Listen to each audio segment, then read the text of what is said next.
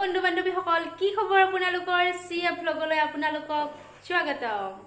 আজি মই ভিডিঅ'টো পাকঘৰৰ পৰা আৰম্ভ কৰিছো কাৰণ আজি আমাৰ স্পেচিয়েল পায়স বনাই আছে ভণ্টিয়ে। বহু দিনৰ মোৰ মনটো আজি বহুত ভাল লাগিছে। তো ভণ্টিক দেখিলে মাক দেখাই আছো অকমান দেৰিকে। মাই নাতিনেকৰ লগত খেলি আছে। পায়স বনাবৰ কাৰণে গাখীৰখিনি গৰম কৰি আছো। এই পায়সত দিবৰ কাৰণে ভণ্টিয়ে চাউলখিনি ধুই আছে। চাউলখিনি জহা চাউল ন? জহা চাউল। চাউলখিনি ধুই আছে। আজি খামেই খাম, পায়স খাম। ভণ্টিৰ নাম কৈ দিয়া। মোৰ নাম শ্ৰী পুনম পাটোৱাৰী। আমাৰ বনাই থকা পায়সখিনিৰ জোখ অনুসাৰে এই কাজু বাদাম কিচমিচ আৰু এইখিনি তেজপাত,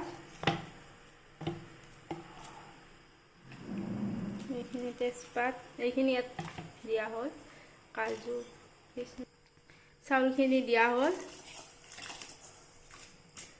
জোখ অনুসাৰে গাখীৰ যিমানখিনি হয় সিমানখিনি চাউল দিব লাগে। আমাৰ এই কিমান কিলো হ'ব? 1.5 কিলো 2 কিলোমান হ'ব ন? 1.5 লিটাৰ।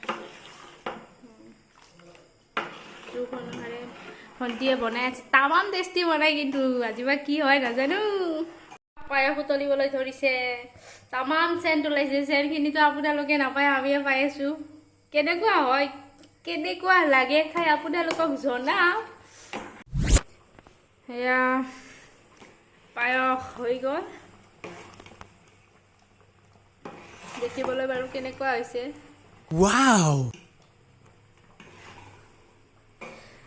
আপোনালোকেও কেতিয়াবা যদি পায়স খাই আমাৰ ঘৰত আহিব। আমি খাই কেনেকুৱা লাগে শেষত জনাম বাৰু। এয়া মোৰ মা অহাৰ কাৰণে মোৰ বহুত ভাল লাগিছে। দে মা, কেনে লাগছে কওক আহি। বহুত ভাল লাগিছে। এয়া পায়স ৰেডি হৈ গ'ল। খোৱা মানুহবিলাক খাবৰ কাৰণে অপেক্ষা কৰি আছে।